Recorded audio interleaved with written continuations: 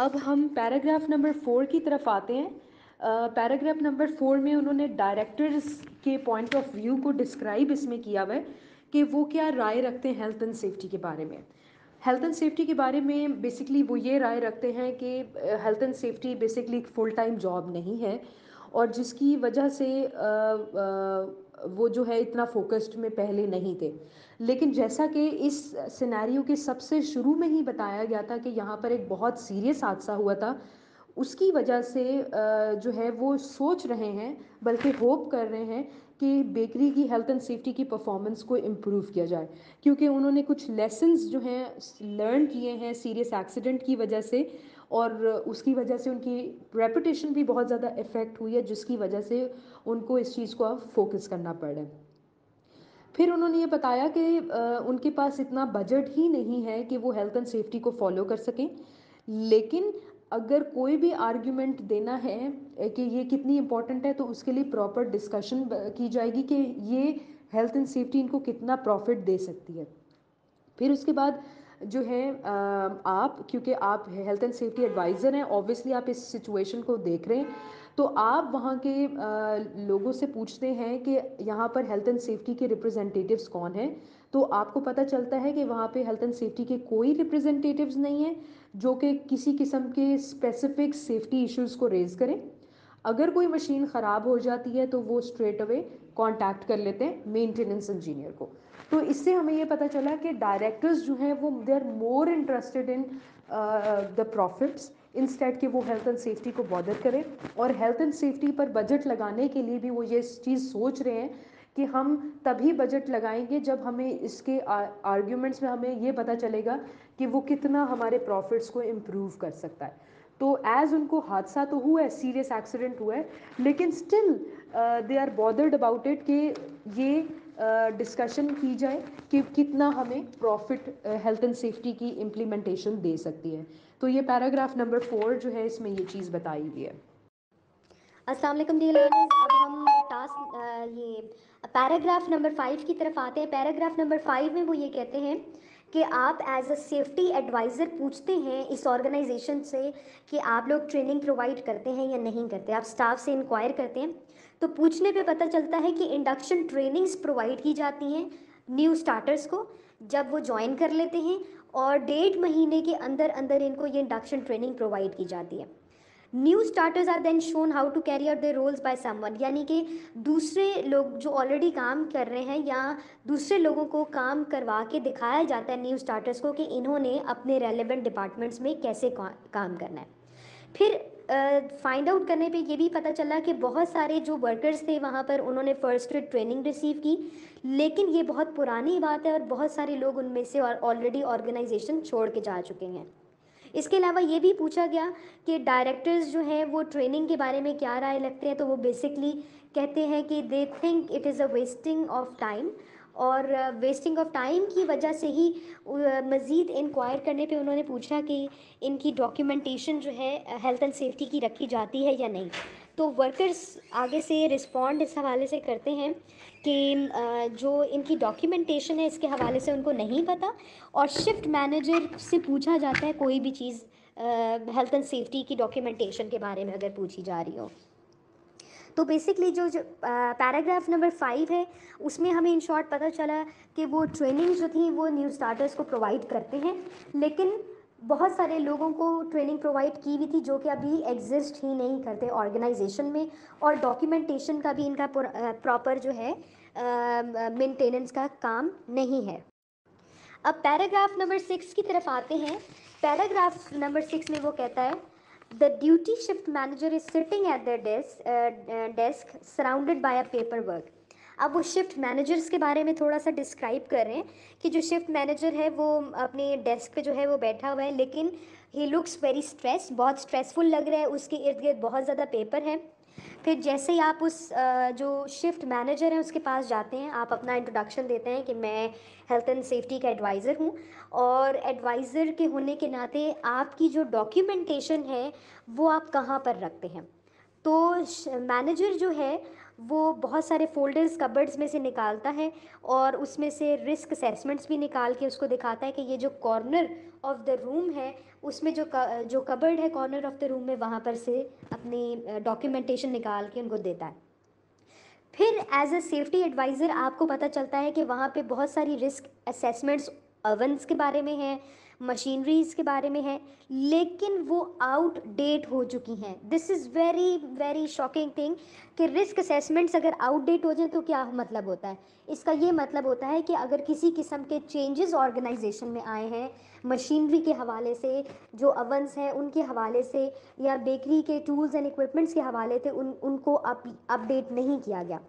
You ask to see the accident and near misses record, लेकिन shift manager advice करता है कि accidents यहाँ पे नॉर्मली नहीं होते और इनका मैनुअल रिकॉर्ड नहीं रखा जाता। However, you have heard from the other workers that accident and near misses frequently occur, but they do not are not formally reported. अब इससे हमें ये पता चल गया शिफ्ट मैनेजर ने वो बात कही जो एक्चुअल में एग्जिस्ट नहीं करती।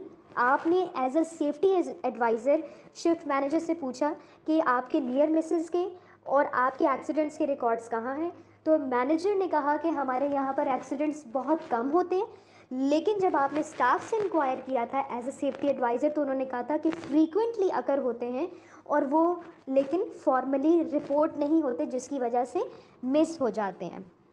तो इस पैराग्राफ से हमें ये पता चला कि शिफ्ट मैनेजर का एक तो he is not properly manage जो वहाँ पे काम कर रहे हैं, प्लस उनकी डॉक्यूमेंटेशन नहीं है, प्लस उनकी रिस्क असेसमेंट्स आउटडेटेड हैं, इसके अलावा कोई रिकॉर्ड कीपिंग का सिस्टम नहीं है और रिपोर्टिंग का सिस्टम नहीं है। अब ये पॉइंट्स मैं इसलिए हाईलाइट कर रही हूँ क्योंकि जब आप आंसर करने लगेंगे तो ये these will be very important to answer. अब आ जाते हैं हम पैराग्राफ नंबर 7 की तरफ। पैराग्राफ नंबर 7 में ये कहते हैं, you ask where the inspection and maintenance documents for the bakery machinery is kept and are directed to the maintenance engineer। अब आप इनसे पूछते हैं कि अब आप ये बताएं कि आपके इंस्पेक्शन के और मेंटेनेंस के डॉक्यूमेंटेशन किधर है। अब आपको इससे ये पता चलता जा रहा है कि वो बेसिकली अब इंक्वायरी करने पर आ रहे हैं, डॉक्यूमेंटेशंस को रिव्यू करने हैं एज एन सेफ्टी एडवाइज़र, क्योंकि सेफ्टी एडवाइज़र का काम ही होता है कि डॉक्यूमेंटेशन को देखना और सिचुएशन को देखना और एनालिसिस करके अपना एक डिसीजन देना एक्शन के लिए। तो आप इंस्पेक्शन और मेंटेनेंस के डॉक्यूमेंटेशन के हवाले से पूछते हैं और आपको मेंटेनेंस इंजीनियर की तरफ भेज दिया जाता है। फिर मेंटेनेंस इंजीनियर एक्सप्लेन करता है कि उनके पास इंस्पेक्शन के और मेंटेनेंस के रिकॉर्ड्स नहीं होते हैं other than their work dairy and that they can see when a machine was last used from the diary. यानी कि उनको जो काम है उनको मेंटेनेंस और इंस्पेक्शन के वो रिकॉर्ड्स नहीं रखते, सिर्फ जो लास्ट टाइम मशीन यूज़ हुई होती है उसका वो रिकॉर्ड्स लगते हैं। They have been doing the job for over 15 years and just know which machines have had work done to them. When they are working on a machine, they check certain parts at the same time। अब वो ये बता रहे हैं, maintenance engineer बता रहे हैं कि हम नॉर्मली क्या करते हैं, हम नॉर्मली ये चीज़ करते हैं कि जब भी कोई मशीन में काम करना होता है उसके हम सर्टेन पार्ट्स जो हैं वो चेक कर लेते हैं और फिर उनको रीमार्क कर देते हैं। They are remark that as a machines are quite old, they frequently need parts replacing. The workers have been promised new machine a few times, but these promises have not been kept. तो इससे हमें ये पता चला कि जब inspection और maintenance के डॉक्यूमेंटेशन मांगे गए बेकरी मशीन के, तो उनके पास ये डॉक्यूमेंटेशंस भी मौजूद नहीं थे।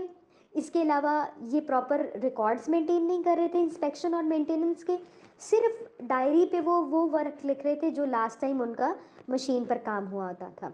और इससे ये पता चला कि ये 15 साल से यहाँ पर काम कर रहे हैं। They have been doing the job for over 15 years, लेकिन किसी किस्म का प्रॉपर रिकॉर्ड्स और सिस्टम्स उनके पास मौजूद नहीं थे और certain parts at the same time जो है उनको सिर्फ चेक कर लिया जाता है।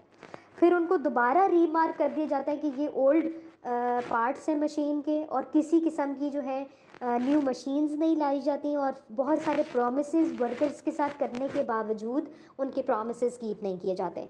अब एक चीज़ इससे आप अंदाज़ा लगाएं कि जो काम करने वाला है he is very closer to his work, बहुत क्लोज होता है अपने काम से, उसको अपने काम के फ्लॉज और उसकी जो डिटेल्स हैं, माइनर डिटेल्स हैं, उसका पता होता है। तो एज़ पर वर्कर्स रिक्वेस्ट वो रिक्वेस्ट तो करते हैं कि उनको न्यू मशीन्स ला के दी जाए, लेकिन उनकी रिक्वेस्ट के जो प्रोमिसेस हैं उनको फुलफ़िल नहीं किया जाता, प्रोमिसेस करने के बावजूद जो है फुलफ़िल नहीं किया जाता। तो पैराग्राफ नंबर 7 से हमें पता चला कि इंस्पेक्शन और मेंटेनेंस का भी इनका सिस्टम रिकॉर्ड्स में मौजूद नहीं है। अब हम पैराग्राफ नंबर 8 की तरफ आ जाते हैं, जो कि हेडिंग के साथ है द रीसेंट एक्सीडेंट। अब जैसा कि आपको याद होगा, सिनेरियो के स्टार्ट में ही बताया गया था कि इधर बहुत एक सीरियस एक्सीडेंट हुआ था जो कि पब्लिसाइज्ड हो गया था। As a part of your remit to learn lessons from the recent serious accident you decide to investigate what happened. अब आप ये कहते हैं कि जैसे कि आपको पता चला है कि सीरियस एक्सीडेंट हुआ था और जो आपने लेसन्स लर्न किए हैं उन चीज़ों से, जो आपको पनिशमेंट्स मिली थी उस लेसन से, आप डिसाइड करते हैं कि आप ये इन्वेस्टिगेट करें कि ये किस तरह से हुआ था। अब देखिए, this is very important, whether accidents हो जाए, प्रॉब्लम्स आप फेस कर लें, उसको इन्वेस्टिगेट लाजमी करें ताकि फ्यूचर में ऐसी चीज़ें ना हो सके, बेशक आपको बहुत बड़े से बड़ा नुकसान क्यों ना हो। तो सेफ्टी एडवाइज़र डिसाइड करता है कि इसको इन्वेस्टिगेट किया जाए कि ये जो एक्सीडेंट हुआ वो कैसे हुआ। आपकी इंक्वायरीज रिवील करती हैं कि accident occurred when the bakery was under pressure, यानी कि एक्सीडेंट तब हुआ जब बेकरी अंडर प्रेशर थी to get an urgent order completed. Basically situation वो कहते हैं कि अब वो जब इंक्वायर किया तो पता चला कि जिस दिन एक अर्जेंट ऑर्डर कंप्लीट करना था उस दिन जो सारी टीम थी, बेकरी के वर्कर्स थे, बहुत अंडर प्रेशर थे और हादसा हो गया। फिर उसके बाद आपने मज़ीद इंक्वायर किया, आपको पता चला जो डायरेक्टर्स हैं often allow workers to cut corners when it comes to safety measures to enable them to get the job done as quickly as possible। अब आपको ये पता चला कि जो डायरेक्टर्स हैं वो भी इतने कंसर्न नहीं है, यानी कि जो टॉप मैनेजमेंट है वो भी कंसर्न नहीं है, वो अपनी कॉस्ट को कट करने के लिए सेफ्टी पे जो कॉस्ट लग रही होती है उसको कट कर देते हैं ताकि उनका काम जल्द अज जल्द हो जाए। यानी कि जहाँ पर सेफ्टी के मेजर्स को देखना है उनको देखे बगैर वो कहते हैं शॉर्टकट्स लिए जाएं और काम किए जाए और डिलेज ना हो। फिर इंडिविजुअल्स जो हैं वो ब्लेमिंग कल्चर वहाँ पे बहुत ज़्यादा है और हर कोई एक दूसरे को ब्लेम किया जाता है कि हमने टाइमलाइंस क्यों नहीं मीट की। तो चैप्टर जो पैराग्राफ नंबर 8 है उससे ये पता चला कि जब इन्वेस्टिगेट किया गया एक्सीडेंट तो पता चला कि एक तो एक्सीडेंट प्रेशर वाली कंडीशन की वजह से हुआ था एक्सीडेंट, दूसरा ये कि डायरेक्टर्स जो हैं वो सेफ्टी के मेजर्स को देखने के बजाय वो सेफ्टी की कॉस्ट को कट कर देते हैं, जिसकी वजह से वो प्रॉब्लम्स का शिकार हुए और कॉस्ट अपनी तरफ से तो वो कॉस्ट को सेव कर रहे थे लेकिन सेफ्टी मेजर्स को उन्होंने स्क्वीज़ कर दिया।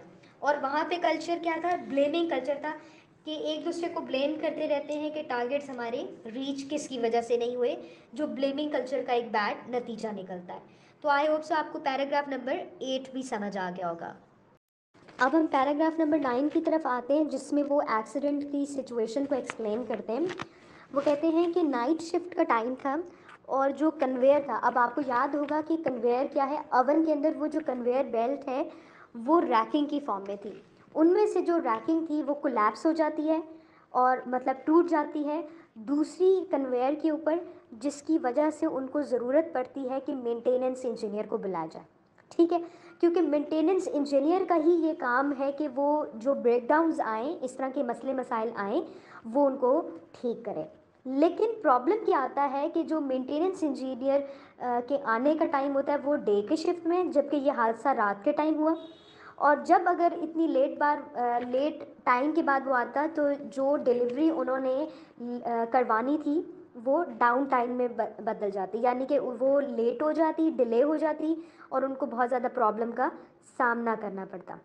तो इस तरह से अंडर प्रेशर फील करते हुए शिफ्ट मैनेजर ने डिस्कस किया टीम के साथ कि हम किस तरह से इस सिचुएशन को बैकअप करें और इस जो कन्वेयर है इसको रनिंग सिचुएशन में रहने दें। तो उन्होंने क्या डिसाइड किया कि जो न्यूली प्रोमोटेड इंजीनियर था और यंग वर्कर था उनको इस सिचुएशन पर असाइन किया जाए कि वो ब्रेड अवन के अंदर दाखिल हों और वो उसको ठीक करें जो भी प्रॉब्लम है। फिर no one on the night shift had ever been present when an oven had needed entering before, यानी कि पहले भी कभी ऐसा नहीं हुआ कि रात के टाइम पे जब भी इस अवन के साथ कोई मसला हुआ तो कोई भी पर्सन, ऐसा बंदा अवेलेबल हो जो कि अवन के अंदर दाखिल होकर कुछ करेक्ट कर सके। और करेक्ट करने का तरीका ये था बेसिकली कि जो साइड पैनल्स थे अवन के उनको पहले रिमूव, कन्वेयर के रिमूव किया जाए, फिर उसके अंदर एंटर हुआ जाए। और स्पेशलिस्ट टूल से ये जो नए प्रोमोटेड इंजीनियर था, मेंटेनेंस इंजीनियर था, वो अनफेमिलियर था और उसके लिए ये बिल्कुल नई चीज़ थी। तो इससे हमें क्या पता चला कि वो जो कन्वेयर था जिसके थ्रू जो टिन्स जाया करते थे, डो के टिन्स जाया करते थे अवन के अंदर बेक होने के लिए, वो कोलैप्स हुई। उनको ठीक करने के लिए मेंटेनेंस इंजीनियर की ज़रूरत थी और इंजीनियर जो थे वो रात की शिफ्ट्स में अवेलेबल नहीं होते थे। इसलिए शिफ्ट मैनेजर ने डिसाइड किया कि जो न्यूली प्रमोटेड जो मेंटेनेंस इंजीनियर है, अनदर यंग वर्कर है, उनको असाइन किया जाए ताकि हम अवन के अंदर जो फॉलन रैकिंग है उनको रिट्रीव किया जा सके, ठीक किया जा सके। लेकिन एज वो स्पेशलिस्ट टूल्स इसके लिए रिक्वायर्ड थे तो वो अनफेमिलियर थे, but they were assigned in this situation. तो इससे हमें ये पता चल रहा है कि जो शिफ्ट मैनेजर्स थे वो भी इस चीज़ को फॉलो नहीं कर रहे थे कि इसके लिए एक टेक्निकल पर्सन की ज़रूरत है और उसके लिए वेट किया जाए इंस्टेड कि कोई हादसा हो। वो अंडर प्रेशर होने की वजह से उन्होंने ये चीज़ कर डाली कि इन वर्कर्स को असाइन कर दें जिनको अभी इस काम का इल्म ही नहीं है। अब पैराग्राफ नंबर 11 की तरफ आते हैं जिसमें ये कहते हैं once the workers had entered the oven they realised it was too hot. Obviously वो वर्कर्स जब उस अवन के अंदर गए तो एकदम उन्होंने रियलाइज़ किया कि ये बहुत ज़्यादा गर्म है और ये उनको नुकसान पहुंचा सकता है।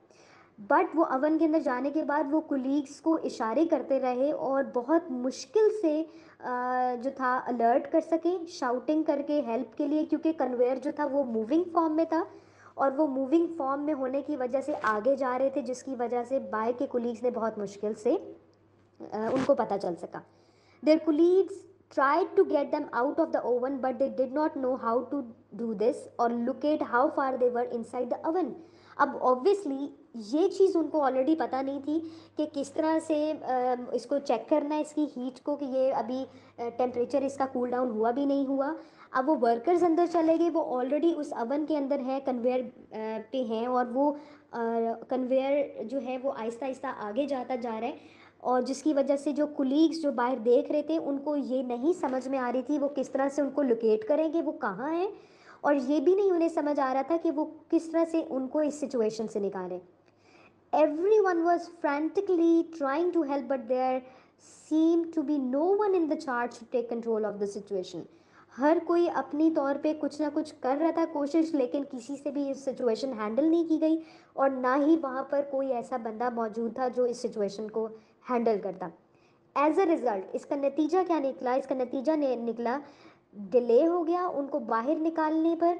There was no way to reverse the belt. अब बेल्ट जो थी वो रिवर्स नहीं चलती थी, जिसकी वजह से बहुत ज़्यादा मुश्किल हो गया। फिर workers had to forcefully pull off the barriers and side panels to help them escape. Side barriers को उनको ज़बरदस्ती हटा के, पैनल्स को हटा के बाहर निकलना पड़ा। Both workers who entered the oven suffered serious burn. Workers at the scene were not first aid trained but did their best to help their colleagues. Unfortunately, both workers died from their injuries at the scene. अब इस situation में क्या हुआ कि वो उनकी death हो गई। आफ्टर ऑल वो उन पेन से वो उस सिचुएशन को बर्दाश्त नहीं कर सके। The workers who helped them get out were traumatized by what they had witnessed and had to take extended periods off to recover. There were also some workers who felt they could no longer work at the bakery and resign. अब situation आप देखें कि क्या हुई। अब वो अचानक से एकदम हीटिंग सिचुएशन हो गई। कुलीग्स उनको बाहर नहीं निकाल सक रहे थे अवन से, क्योंकि बेल्ट रिवर्स फॉर्म में मूव नहीं करती थी, कन्वेयर की बेल्ट। अब क्या हुआ, जब वो बहुत फोर्सिबली उस जगह से बाहर निकले पैनल्स को साइड पे पुश करके, तो थोड़ी देर के बाद उन वर्कर्स की उसी स्पॉट पर डेथ हो गई। फिर जब वो बाहर निकले तो कोई भी फर्स्ट एडर्स वहाँ पर मौजूद नहीं थे जो उनको हेल्प कर सकते, जिसकी वजह से वो इस सिचुएशन में इंजरीज़ को बेयर नहीं कर सके और उनकी डेथ हो गई। एंड पे जो वर्कर्स जिन्होंने इस सिचुएशन में उन कोलीग्स को हेल्प किया था वो भी इफेक्टेड थे, ट्रॉमाटाइज थे, यानी कि ट्रॉमे में थे, और उनको भी लीव की ज़रूरत पड़ गई कि हमने इतनी ख़तरनाक चीज़ विटनेस की है कि 2 कोलीग्स उनकी आंखों के सामने उनकी डेथ हो गई, और बहुत सारे वर्कर्स ने ये डिसाइड कर लिया कि अब हम यहाँ से काम नहीं करेंगे और रिज़ाइन कर देंगे। तो ये इस सिनेरियो का उन्होंने सिचुएशन बताई। अब हम लास्ट पैराग्राफ की तरफ आते हैं जो कि कहता है following the accident the bakery was close for 2 weeks. अब ये एक्सीडेंट की वजह से बेकरी 2 हफ्ते के लिए क्लोज हो गई, लेकिन इन्वेस्टिगेशन प्रोसीड होती रही। Down time caused many missed production deadlines and loss of contracts. बहुत सारे उनके कॉन्ट्रैक्ट्स लॉस हो गए, प्रोडक्शन टाइम उनके मिस हो गए, और डायरेक्टर्स और अब पता है कि प्रॉब्लम ये होती है कि जब एक ऑर्गेनाइजेशन के साथ इतना बड़ा हादसा होता है तो बहुत सारी कंपनीज जो उनके साथ एसोसिएटेड होती हैं वो उनके साथ काम करने में इंटरेस्टेड नहीं रहती हैं जब बहुत बड़े ये डेथ पेनल्टीज जिन ऑर्गेनाइजेशंस पे या सवेयर केसेस आ जाते हैं। तो इसमें हमें ये पता चला कि एक तो उनके ऊपर 3.5 लाख का फाइन हुआ, ऑर्डर टू पे कॉस्ट ऑफ 2,50,000, ब्रेड जो उनके ऑर्डर्स के जो क्लाइंट्स थे वो भी लॉस्ट हुए, जो एसोसिएशन में थे वो अपने आप को उनसे हटा रहे थे, डेडलाइंस जो थी वो मीट उनकी नहीं होनी थी, प्रोडक्शंस मिस्ड हो गई, डाउन टाइम वो फेस करना शुरू हो गए, यानी कि दो कि वो पूरी ऑर्गेनाइजेशन का रैप्चर हो गया जिसकी वजह से ये तमाम सिचुएशन फेस करनी पड़ी। तो अब आप देखें कि ये एक ऑर्गेनाइजेशन में टॉप मैनेजमेंट से जब बात शुरू होती है, अगर वही कमिटेड नहीं है हेल्थ एंड सेफ्टी की तरफ तो कितने सवेयर किस्म के मसाइल होते हैं।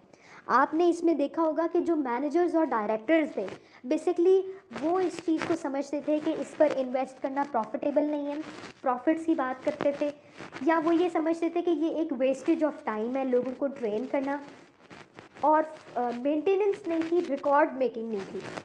किसी भी ऑर्गेनाइजेशन का सबसे बेहतरीन सिस्टम तब होता है जब उसके एक तो फॉलोअप हो रहा हो, रिकॉर्ड्स मेंटेन हो रहे हो, कोई भी चीज़ होती है ऑर्गेनाइजेशन में उसका रिकॉर्ड मेंटेन हो रहा हो, और उसके अलावा जो टॉप मैनेजमेंट है इन तमाम चीज़ों को करवाने के लिए कमिटेड हो। अगर वो कमिटेड नहीं होती तो प्रॉब्लम्स होते हैं। तो होप्स सो आपको ये सिनेरियो जो है वो समझ में आ गया होगा।